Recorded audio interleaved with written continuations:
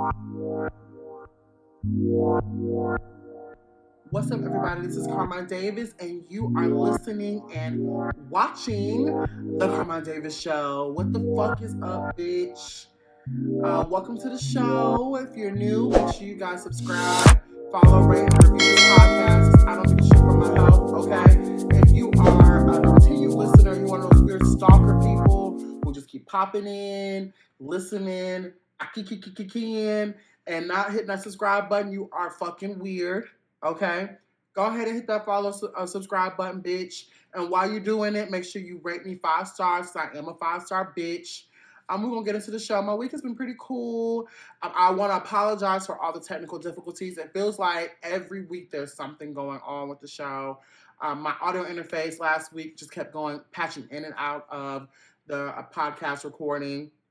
So the Renaissance audio only podcast from last week had the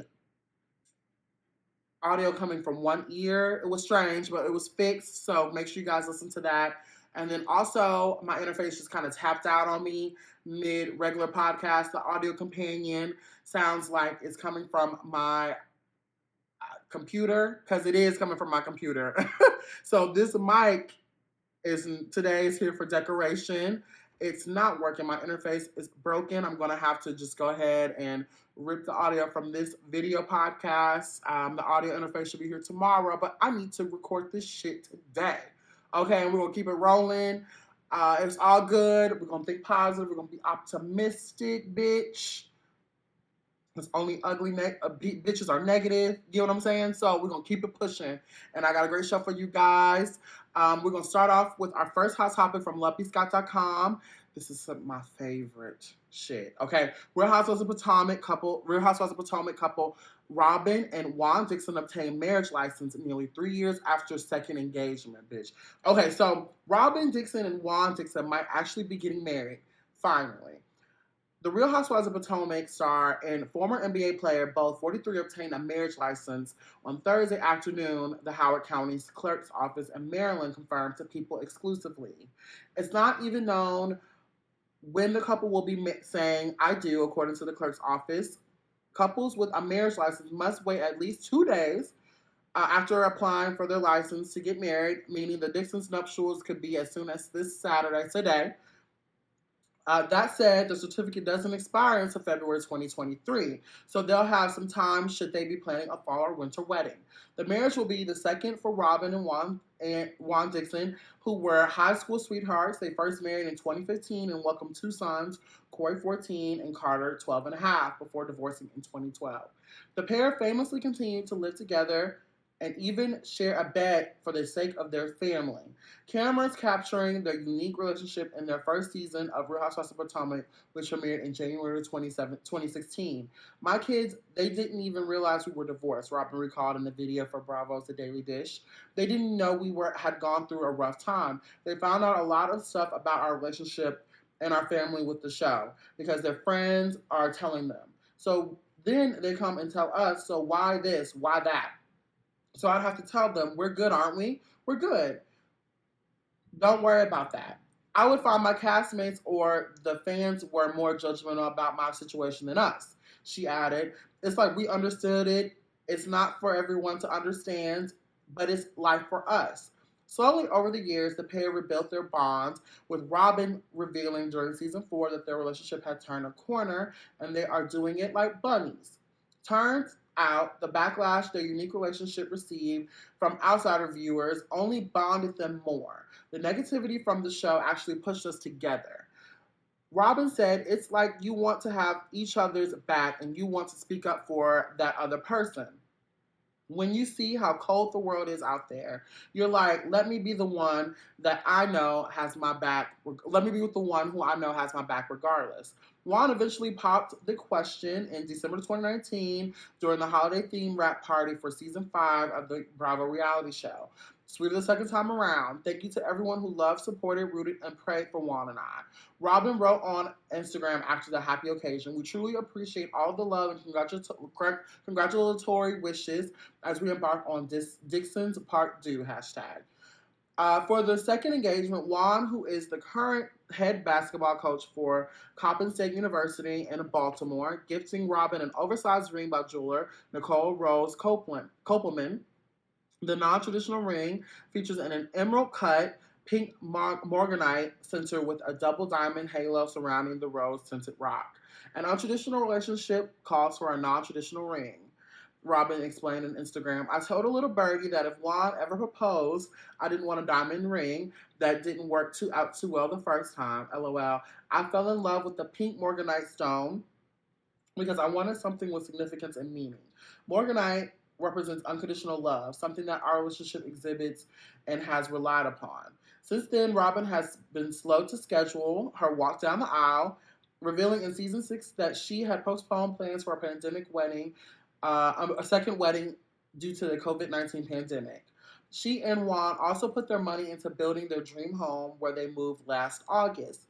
Looking back at it all to looking back at it all to the Daily Dish in April, Robyn said the divorce ultimately saved her and Juan's marriage. I really think that happened for us. She said, if we were still married, I would absolutely hate him. We saw a finale wedding coming. Someone check on Michael Darby. That's exactly who I was thinking about during the whole process because Michael is not okay. All right, so since this season, of the Carmine Davis show, I actually started watching Real Housewives of Potomac. I have binged all the episodes, and I cannot explain to you how everyone should see this shit, okay? They are everything that I want in my housewives. They are messy. You get to see middle-aged women tear each other down. You hear me? Financial problems, issues with their relationships, mess just being brought up left to right, but also a sisterhood somehow there. Like, you get to see these bitches come up, and you get to also see a lot of secrets and a lot of things that you probably shouldn't see, but you're glad you did. You know what I'm saying? And one of those, the perfect example is Michael Darby. Okay, so Michael Darby is Ashley Darby's husband, if you don't watch the show. And if you don't watch the show and you want to watch it, just go ahead and scroll on. This is about to be a lot of spoilers, but if you need a summation of what's going on and why Michael Darby has anything to do with this white man has anything to do with these beautiful black couple, right? Michael Darby is married to Ashley Darby, who's like younger than him. She's like a really hot, off-kilter, really cool chick, right? And so she married Michael Darby. They own a restaurant together. She basically married Michael into money, right? Or Michael married her into money. In the process, Robyn and Juan, while they were dealing with their own issues, Ashley always kind of brought it up, always made it count and made note that, bitch, you are living an unhappy marriage. Robyn was living in the house with Michael, a loveless relationship, all for the sake of the kids. But in reality, I agree with Ashley when it came to this. Wouldn't the kids benefit from a happier mom? Now, this show on brand, it would be on brand to call Robyn Dixon a dumbass bitch, right? Like, Robyn was sitting up to and then it came out that Juan was dating other people, allegedly. He was going out, seeing other people, doing other things, while Robyn was sitting at home waiting on him. She never talked to other people. They were trying to force her to talk to other people. She wanted to stay true blue to Juan Dixon while he was out doing things, trying to figure out what he had going on. She was patient for him. So, pause on that, right? These are people, Juan and Robyn knew each other since, like they said, they were high school sweethearts. Her family took care of Juan when his parents died, when they were in their 20s or early, late teens. And so Robyn and Juan are kind of all each other know. You know what I mean? But in the process, you have to remember, and I tell people this all the time, when people marry young and they have children young, in your 20s and even your early 30s is when you find out the most about yourself. So when you choose to marry someone in your teens, your high school sweetheart, someone that you dated all your life, people forget that there's a lot about each other you don't know because there's a lot about yourselves that you don't know. There are things that you never get the time to go out and figure out. Do you know what I'm saying? Because those are your years when you figure out yourself. Even chemically, it's true. You are changing, right? Even when you're in your 20s, people think that they're so grown. You're still a kid in your 20s. You're growing. You're changing. What you liked in your 20s or when you were 18 or all that is not the same thing you'll like when you're 35, 40, right? So when you are choosing to marry someone early, you have to kind of be patient with that person, which I understand with Robyn. She has always been patient with Juan while he went out and figured out himself. She stayed with him in the sake of their marriage. But like, let's keep it real. Juan is a Libra man, okay? So he was going to go out and do what he wanted to do anyway. He was going to figure out and do what's right for him. In comes Michael Darby. Okay, so they meet. This is my theory, right? They meet up, okay, and they kick it off, right? Michael Darby has a paper trail and a reputation of being a sexual deviant. So on the show, he makes a drunken statement that he wants to suck Juan's dick, right? And who don't? I do too. You know what I mean? Like, Juan Dixon is a fine Libra man, okay? So, shout out to the Libras. If you're a Libra, tap in with me. Y'all know y'all some fine, especially a black Libra man. They tend to be very fine. And they just have that thing, right? But the thing is, they also know it. So, Michael and Juan are thick as thieves, right? It comes out that Michael said that Juan never really responded to it. He kind of laughed it off, but they only got closer. Michael, when rumors were going on that Juan was going to marry Michael again, Juan was going to marry Robyn again or asked to marry Robyn again, Michael was hell no about it. No, he's not. He wouldn't do that. No, he wouldn't. No, he wouldn't.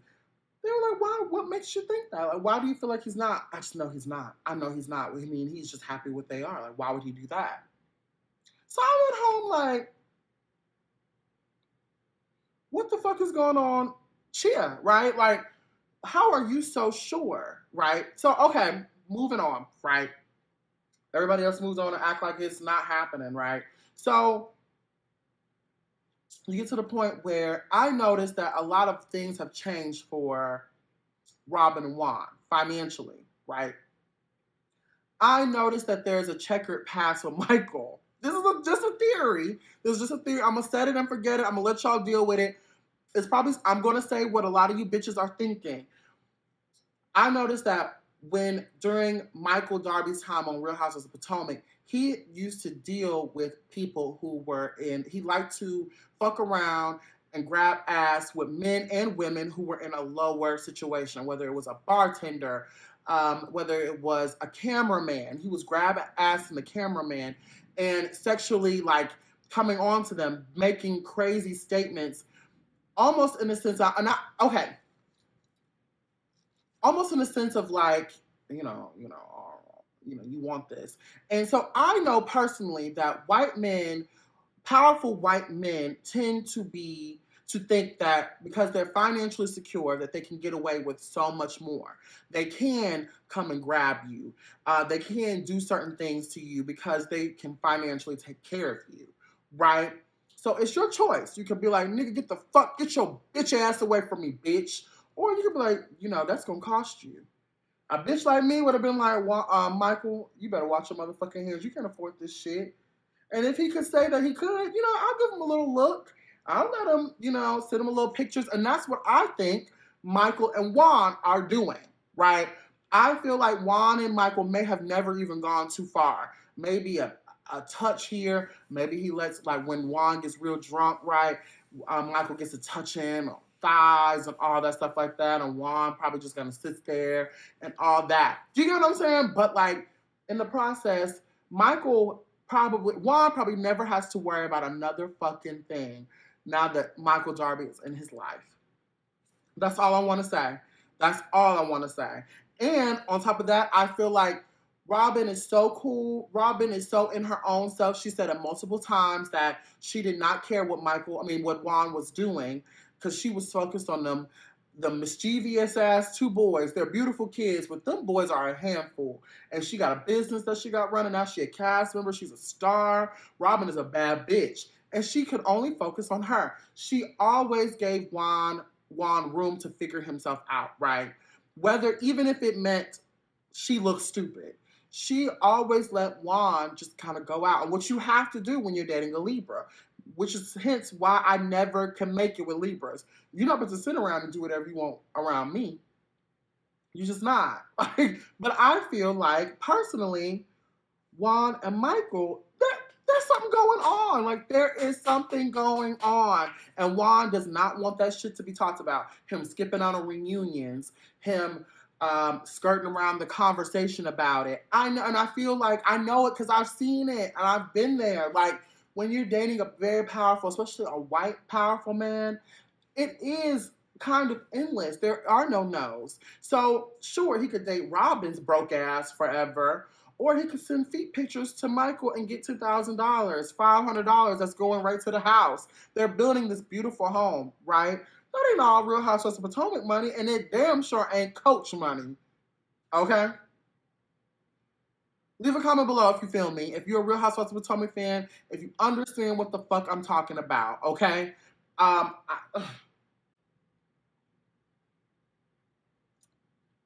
gonna be a Twitter poll this week.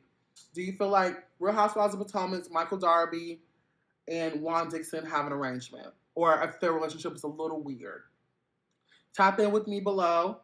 I'm gonna tap in with me and leave a comment, or tap in with me on twitter.com/Carmine Davis, Instagram.com/Carmine Davis, Instagram.com/Carmine Davis Show, and we're gonna keep it moving. But that's my theory. I'm sticking to it.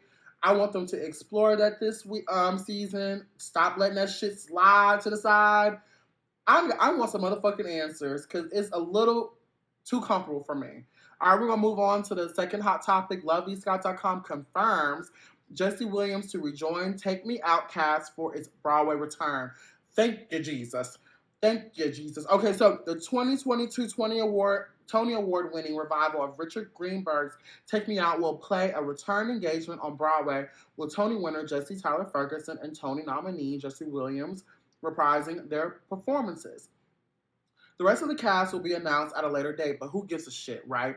So, Second Stage's Tony Award-winning production was one of the most buzzed-about plays of the spring season, and its limited run was too brief to capture the interest and demand for tickets, said producer Barry Weisler of the play. Fran Weisler and I are so honored to serve as pinch hitters and take the show into extra innings. Very clever. Take Me Out explores the story of a star baseball player who must navigate his career and personal life as a black gay man. In June, the play won Best Revival of a Play at the 75th Tony Awards. Ferguson also earned the award for Best Featured Actor in a Play. Wait, you mean to tell me Jessie Williams and all of that did not win a Tony?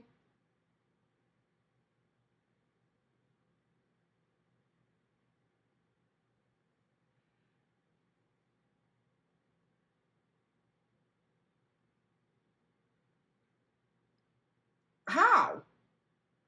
Okay, the play went viral after leaked images and videos of a fully nude Williams on stage hit the internet, despite attendees being required to lock their cellular devices away for the duration of the play. I'm not really worried about it. I can't sweat that. We do need to keep advocating for ourselves, and it's wonderful to see a community push back and make clear what we do stand for and what we don't. The actor expressed of the violation. Consent is important, I thought, so let's keep that in mind universally. Basically, translation, I ain't trying to get into all that, y'all know what's up. I'm confident, y'all need to put that phone up. Chill. You see the material, just come pick up your tickets. Chill. Like, basically, like, that's some player-ass response. I would be unnerved if people were leaking videos of me. But I also don't look like Jessie Williams. So there's that. He's a beautiful man, okay? So, and he knows it. He continued, theater is a sacred space, and everybody doesn't understand that. Everybody doesn't necessarily respect or regard that in a way that maybe they should or we'd like. Take Me Out features a scenic design by David Rockwell, costume design by Linda Cho, lighting design by Kenneth Posner, and sound design by Michael Slawman. But who cares? Because Jessie Williams and that thing is going to be thanging come October the 27th at the Schoenfield Theater. I'm getting my motherfucking tickets. How much does it cost to VIP? Because I'm in that motherfucker. I want to see it. I want to see it. Oh, beautiful, beautiful, beautiful man, beautiful black man, okay? That's all I can say about that. We're going to keep it moving. Well, before we do, if you just tapping in, make sure you guys follow, subscribe, and rate and review this podcast. I don't do it for motherfucking health. Are you going to go see Jessie Williams and that thing on in Broadway, October 27th, 23rd? I just missed the whole job. October the 27th. Will you be there? Leave a comment below. Do you feel like that thing deserve a Tony? Me personally, I wish I could go. I would go and grab a Tony Award if I knew who they were and sit it right there on it. Not that it was so big, but it just like, and it deserves it. It was beautiful from head to toe. You know what I'm saying? Like,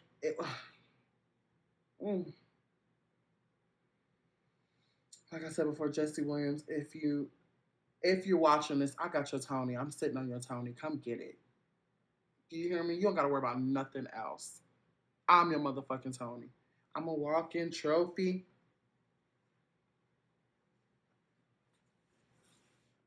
Booyaka, booyaka. Don't even worry about it. Okay, we're gonna move on to the final hot topic. This is something I'm really excited about. Again, from LovelyScott.com. Ally McBeal sequel series with a black female lead in early development at ABC reports. What's old is new again. I actually was just talking to my best friend about Ally McBeal because we were talking about how everybody's getting skinty, honey. Like, everyone is getting skinny, and that is thin is in again, like the early 90s. I said, girl, we need to call Calista Flockhart. You know, I want to get on my Calista Flockhart. Don't be surprised, bitch. You come on the show and I'm giving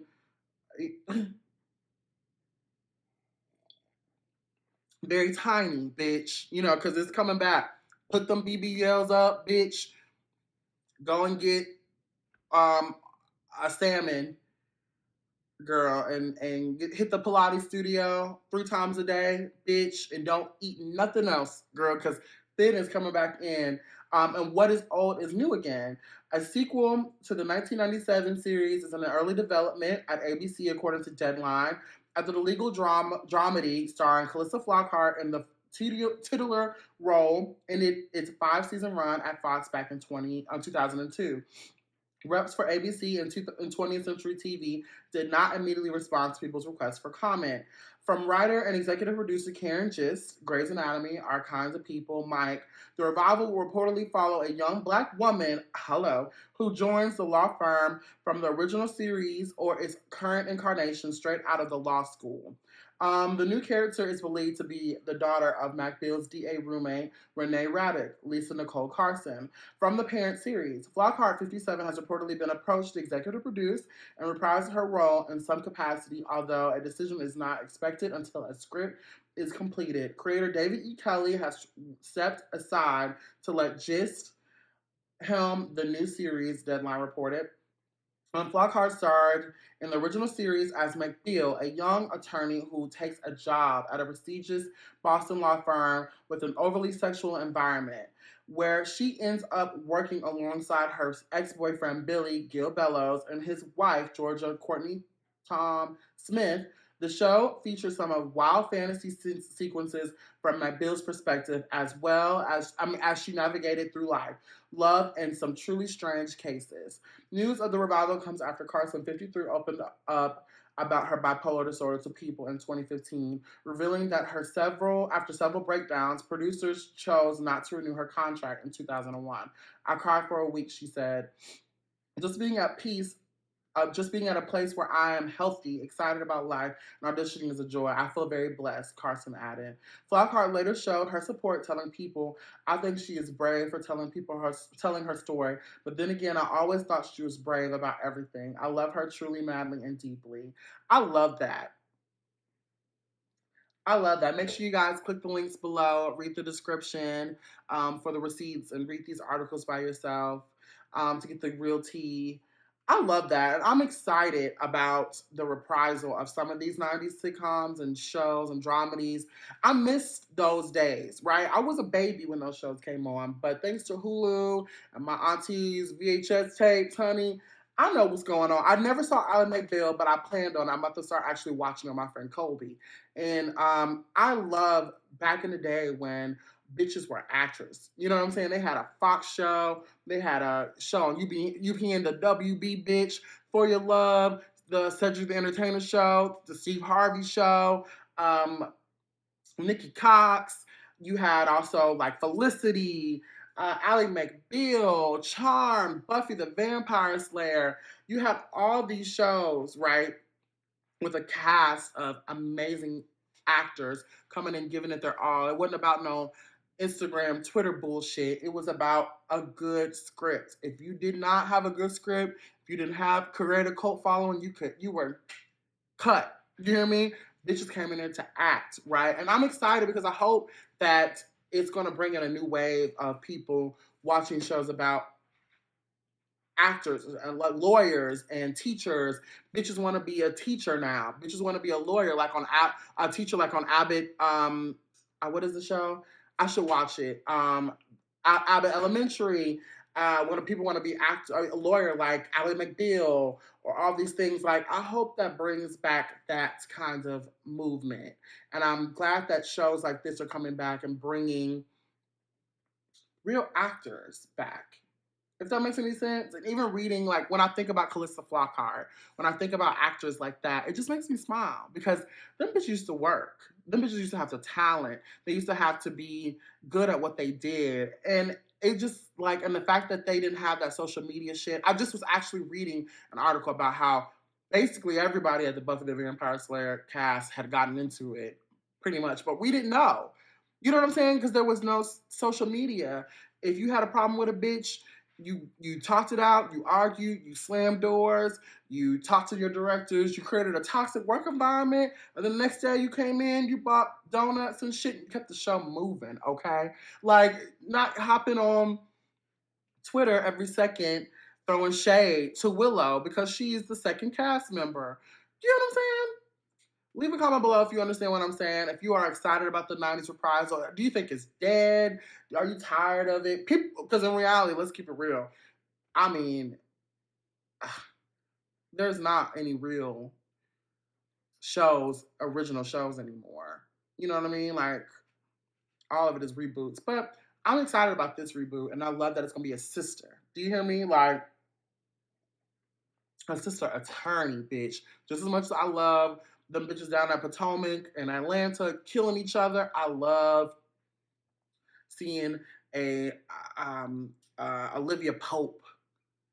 You know what I'm saying? Like at the same time, I love seeing bitches winning. You know, sisters winning. But that's the show. I love y'all. It's kind of late here. I will see y'all next week. I love y'all for supporting me. I love y'all truly, madly, and deeply. I'll see y'all next week. Bye.